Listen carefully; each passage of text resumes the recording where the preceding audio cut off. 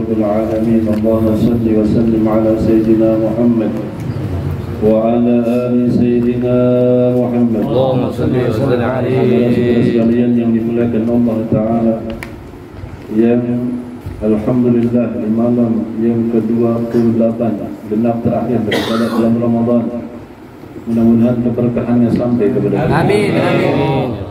Alhamdulillah, kita bersyukur kepada Allah Ta'ala, malam ini kembali kita dimudahkan untuk bisa menyelesaikan daripada yang kita bukukan daripada istifadah mengambil barakah dari kitab Imam Nawawi. Amma ba'du, faqala Syekhul Mu'allif rahimahullah ta'ala wa adama an-naf'a bihi wa bi barakati 'ulumihi wa bikum fid darain amin radhiyallahu ankum. Faslun, ay hadha faslun, ini satu fasal bisa berkiri fil qiraati, di dalam menjelaskan berpagi-pagi di dalam baca atau belajar.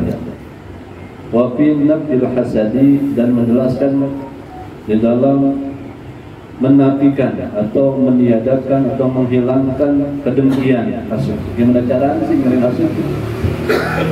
Wal ujbi, dan menghilangkan ujub, bangga diri. Ini penting buat kita, karena penyakit yang paling berat di dalam hati kita dengki sama ujub. Kalau masih ada itu, ilmu nggak nyampe sama kita. Belum sampai ilmu, kalau hati kita masih ada kotor daripada kedengkian dan ujub atau bangga diri. Di sini dijelaskan, insyaallah. Wayang bagi, dan sepatutnya dan sepantasnya ayyubak kira, bahwa berpagi-pagi seorang pelajar atau pengajar fi qiraati, dengan bacaannya atau pelajarannya, ala syaihi, kepada syekh, awalan nahari, di awal siang, yaitu pagi. Ini buat yang Sabtu pagi dan Minggu pagi yang biasa ngaji, ini ngambil istifadah di sini. Dalilnya apa? Di hadis Nabi sallallahu alaihi wasallam. Karena hadisnya Nabi sallallahu alaihi wasallam, Nabi bersabda, Allahumma, duhai Allah, barik, berkahilah di ummati, bagi umatku, fi bukuriha, di dalam pagi-paginya. Jadi kalau pagi-pagi kita ngaji, itu Nabi doain kita berkah. Pagi-pagi kita sedekah, Nabi doain sedekah kita berkah. Pagi-pagi kita beres kita berkah. Pagi-pagi kita tidur berkah. Alhamdulillah, berkah tidur kita. Alhamdulillah. Wayang bagi, dan sepatutnya ayyuhafidhu ala qiraati mahfudhihi, bahwa dia menghafalkan atas bacaan yang dia hafalkan itu. Biasa dia baca 1, 2, 3 barang apa bacaan, diulang-ulang. Metodenya yang dari dulu begitu. Kalau bahasa santri namanya sorogan, sorogan ngaji begitu emang. Dengerin dulunya baca kitab. Wayang bagi alla yukthira binawbatihi ghairahu, dan sepatutnya lagi, pantasnya, alla yukthira, bahwa tidak mengutamakan orang lain, binawbatihi, dengan gilirannya, ghairahu, akan selain dia. Jadi jangan sampai dia ketika membaca atau belajar, pas emang giliran dia yang baca, dia nggak boleh nyuruh orang lain, yang duluan deh. Itu akhlaknya, itu akhlaknya. Fa innal itsara, maka sesungguhnya mengutamakan orang lain bil qurbi, dengan atau di dalam takarrub kepada Allah Ta'ala, makruhun, itu makruh. Kalau kita suka sholat jamaah gitu ya, kan kita kosong, kita nyuruh orang lain, suka begitu kan? Itu makruh. Oh, diem aja, kalau nggak maju diem aja. Belanja kan nggak? Itu makruh. Ketahuan kan gelang kita begitu kerjaan kita. itu makruh katanya kata Tuhan saya. Mengutamakan orang lain untuk berdekat apa mendekatkan diri kepada Allah itu makruh. Ente yang pantas. Ente yang suka, ente yang pantas. Ketika takarrub kepada Allah Ta'ala, kesempatan kita udah jangan. Ada sempatnya kita, haknya kita maju. Bahkan mengutamakan orang lain supaya maju itu makruh ketika urusannya mendekatkan diri kepada Allah Ta'ala. Bihilafil ithari bihududin nufusi, dengan perbedaan atau berbeda mengutamakan orang lain bihududin nufusi pada bagian-bagian diri kita. Kalau umpamanya ada yang bagi duit, udah. Umpamanya ada yang mau bagi duitnya 1 juta. Kacanya mul, udah Irfan aja kasih, ini mah gak usah. Itu baru mahbub. Ya kan jelas. Fa innahu mahbubun, maka sesungguhnya itu mahbub, dicintai. Kan masuk kalangan sahabat kan. Ada yang hadiah kepala kambing, kayaknya mendingan sebulan deh ke dia. Lalu dia pengen tuh, tapi dia ngutamain pada bagian-bagian yang harusnya kita dapat dari urusan dunia, kita mengutamakan orang lain, itu dia yang namanya mahbub. Itu yang mahbub.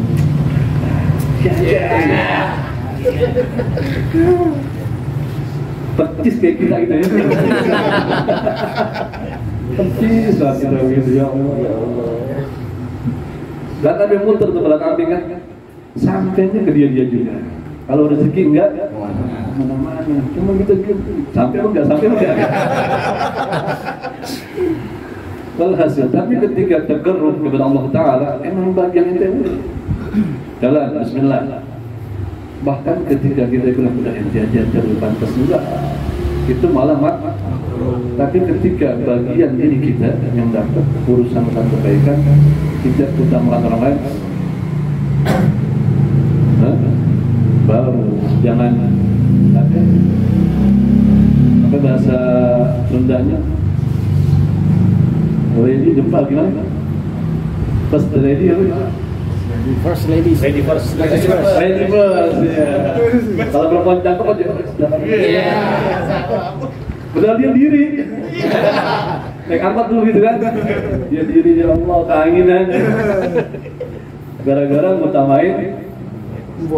Kalau perempuan baru dia cuman begitu. Padahal katanya di sini ketika urusan takarrub itu bagian ente. Tapi ketika bagian keduniaan kita mengutamakan orang lain, oh itu dipuji sama Allah Ta'ala. Wa yu'thiruna 'ala anfusihim walau kana bihim khassasah. Dan mereka sahabat Nabi Muhammad SAW mengutamakan orang lain meskipun dia sangat butuh. Itu sampai Allah Ta'ala kata Nabi Muhammad SAW, dia bilang kepada sahabatnya, tahu nggak kamu, semalam Allah Ta'ala bilang betul kepada anda, senang buat Allah Ta'ala karena mengutamakan orang lain. Tapi kalau urusan ngaji, ente di depan, kamu di depan, biar baca, jangan nyuruh orang. Kenapa? Ini takarrub kita kepada Allah. Paham maksudnya? فَإِنْ رَأَى الشَّيْخُ الْمَصْلَحَةَ فِي الْإِثَارِ فِي بَعْضِ الْأَوْقَاتِ, maka jika melihat atau memandang seorang guru al-maslahata akan satu kemaslahatan fil ithari dalam mengutamakan yang lain fi ba'dil awqati pada sebagian waktu-waktu bimaknan syar'iyyin karena alasan syariat, fa asyara alaihi maka isyarat saya atasnya bidzalika dengan itu imtathala amruhu maka dia patuhi perintahnya syekh atau guru. Dan gurunya yang nyuruh. Ini bukan nanti harusnya, tapi dia aja suruh duluan. Karena saya biasanya punya pandangan yang beda. Nah, itu baru dia mendengar atau menurut kata syekh atau guru. Wa mimma yajibu alaihi wa tata'akkadul wasiyatu bihi, dan di antara perkara yang wajib atasnya wa tata'akkadul wasiyatu bihi, dan menjadi kuat atau muakkad wasiat dengannya, alla yahsuda atau yahsida ahadan, bahwa tidaklah ia mendengki atau menghasut ahadan seseorang min rufqatihi dari kawannya, Allahim atau selainnya. Jangan sampai kita ada rasa dengki sama teman ngaji kita. Emang digodain pasti ada aja sesuatu yang membuat kita jadi dengki, pasti itu ada pasti. Maka katanya jangan sampai kita punya sifat dengki sama kawan kita dalam pengajian. Ala fadilati razaqahullahu al-karim iyyaha, atas keutamaan yang Allah kasih Allah Ta'ala yang karim kepadanya. Oh, dia omongannya bacanya lebih bagus, bacanya lebih rapi, apa gak tahu yang urusan yang lainnya gitu. Gara-gara itu jangan sampai kita punya rasa hasud atau dengki. Wa alla yu'jaba bima hasalahu. Yang pertama enggak boleh dengki. Yang kedua, alla yu'jaba, bahwa jangan atau tidaklah ia, tidak boleh ia yu'jaba, dia ujub atau membanggakan diri bima hasalahu, dengan apa yang dihasilkan. Oh, dia udah hafal, dia udah bisa, dia udah apa gitu. Dia bangga, wah.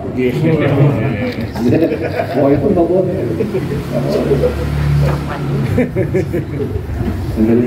Membusukkan dada. Alhamdulillah.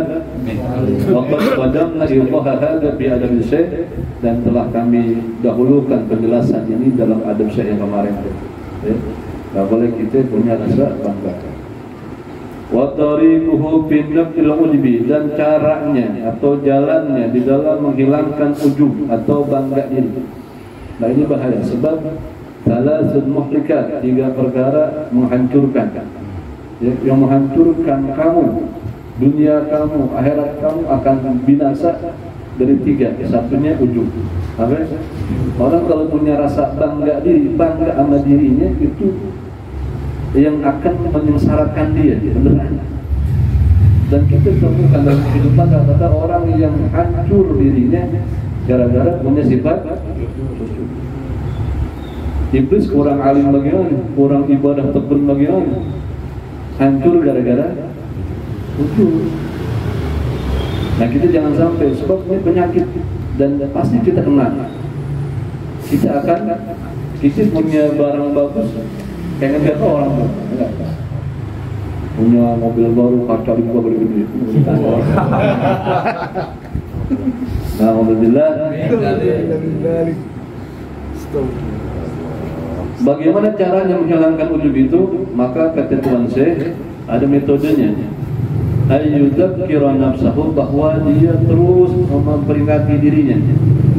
Dia mau ajak ngomong dirinya, peringatkan dirinya, annahu lam yuhassil ma hassala bihaulihi wa quwwati, bahwasanya dia tidak menghasilkan atau tidak mendapatkan apa yang dia dapatkan itu bihaulihi, dengan kekuatannya, wa quwwati, dan upayanya.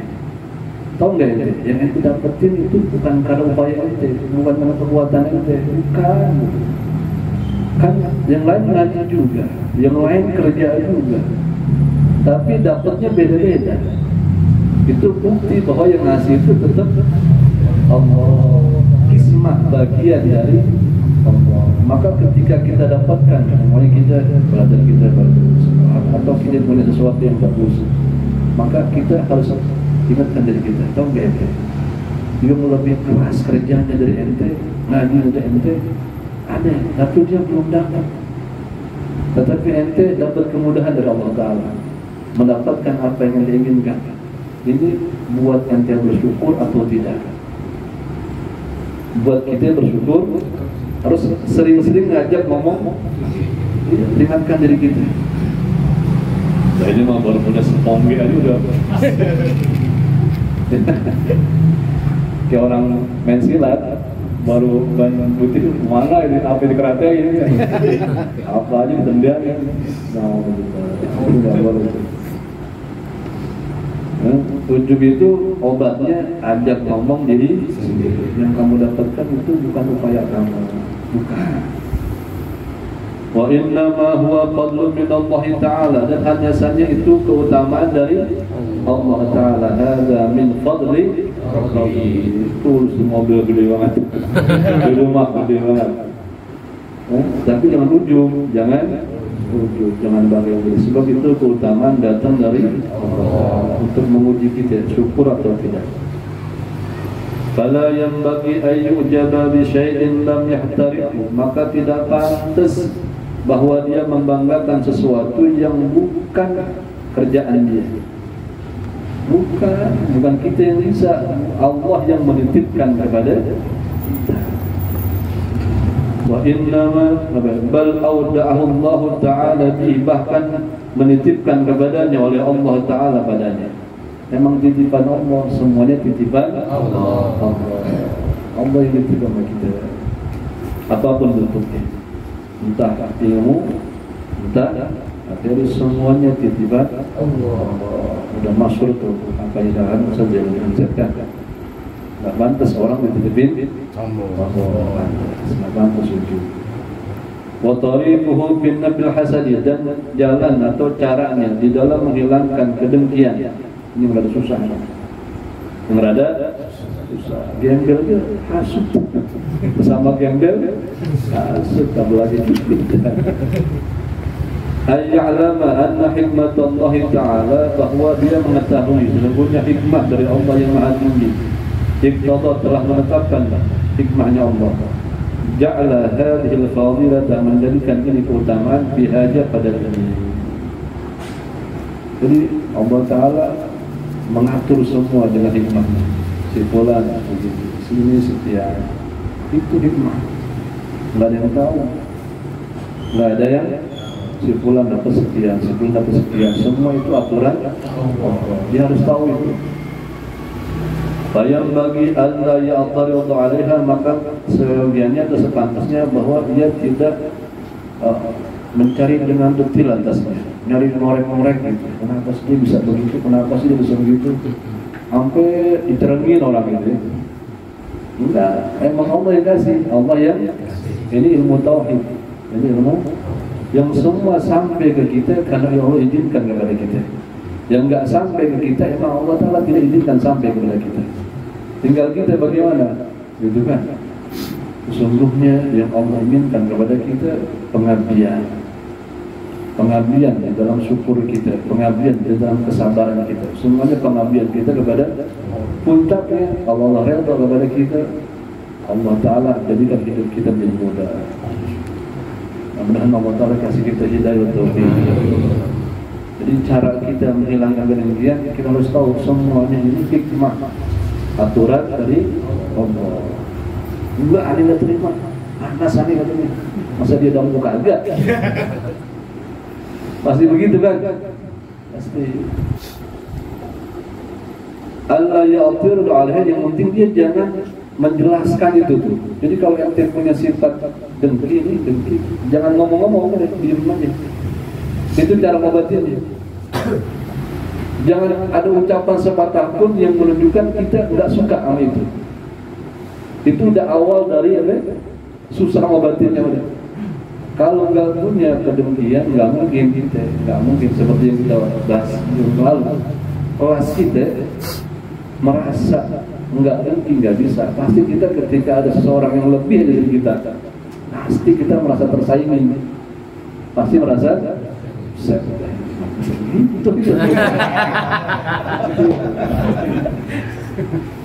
yang satu-satunya orang yang boleh menyaingin kita, anak kita doang. Bapaknya begitu modelnya, anaknya ganteng, anak lu ganteng, aku jelek kan? Nggak marah itu, nggak marah dia, marah nggak? Nggak marah. Tapi sama saudaranya aja, saudara lu cakep jelek, urusan itu. Urusan nggak? Itu urusan pasti. Tapi itu emang ketentuan dari Allah Ta'ala. Yang penting jangan sampai ada ungkapan kita yang menunjukkan kita dengki. Itu dia kemarin dari mana dia dapatnya? Oh itu menunjukkan. Jadi kalau kita timbul rasa kedengkian dalam hati kita, udah diam aja. Nanti gampang obatnya. Tapi kalau kita udah omongin, susah. Nah itu jadi mengkristal di hati kita, jadi karat. Kalau udah jadi karat, bahaya, susah ngilanginnya ada, tergosok susah. Jadi potensi inilah yang kemudian yang terus dibisikin oleh setan. Dia bisikin, kita ikutin. Jadi jangan sampai kita kalau datang ke demikian kita jelaskan. Katanya itu Allah ya Allah alaihi. Jangan jelaskan. Jangan menunjukkan kata-kata atau sikap yang menunjukkan itu kita tidak suka. Walaupun kita emang nggak suka, nanti kita sampai yang suka. Sama orang punya kelebihan, nggak suka gitu. Tapi nggak suka. Tapi jangan diungkapkan. Begitu kita ungkapkan, maka sikap itu akan menjadi sesuatu yang dipandang oleh Allah Ta'ala. Oh, ente ternyata begitu. Itu iblis awalnya kan. Begitu Nabi Adam menciptai, kayak dia. Dipukul-pukul tanahnya, dipukul-pukul kempikan Nabi Adam. Apaan makhluk begini, gitu kan? Itu awalnya. Seandainya dia diam aja dan tidak ungkapkan, selamat bisa. Jadi awalnya kita kalau ada satu sifat demikian yang timbul gara-gara sesuatu kelebihan orang, maka udah kita diam aja. Rasain aja dulu, emang gak enak. Panas emang gak enak kan? Sedih dulu kagak. Itu buktikan dengan sikap, dengan kerja kita, etos, semangat kita. Jadi kan pemaju kita untuk mendapatkan yang lebih dari dia. Bukan kita mengungkapkan dalam kata-kata yang menunjukkan kita demikian aja. Malah tidak obatnya yang begitu, bukan obatnya malah jadi penyakit. Waliyadzubillah. Itu udah jelas sama saya. Yang penting jangan ja'tarid, jangan menjelaskan. Wala yakraha, dan jangan dia tidak menunjukkan rasa tidak suka. Hikmah berhikmah. Arada Allah Ta'ala yang menginginkan yang Allah yang menginginkan akan dia oleh Allah Ta'ala. Walam yakraha, dan Allah tidak suka kepadanya. Artinya kalau memang dia udah dapat kelebihan, memang itu maunya Allah. Jadi itu tauhid kita harus kencang. Tauhid kita harus yang manis, yang pahit, yang sampai, yang tidak sampai, semuanya aturan Allah. Jadi sering-sering kita menghasut introspeksi dari kita sendiri. Itu cara kita menghilangkan kedengkian. Kalau kita jelaskan, kalau kita menunjukkan gak suka, susah ngobatin kita, menjadi penyakit. Wallahu a'lam bishawab. Ya Rabbana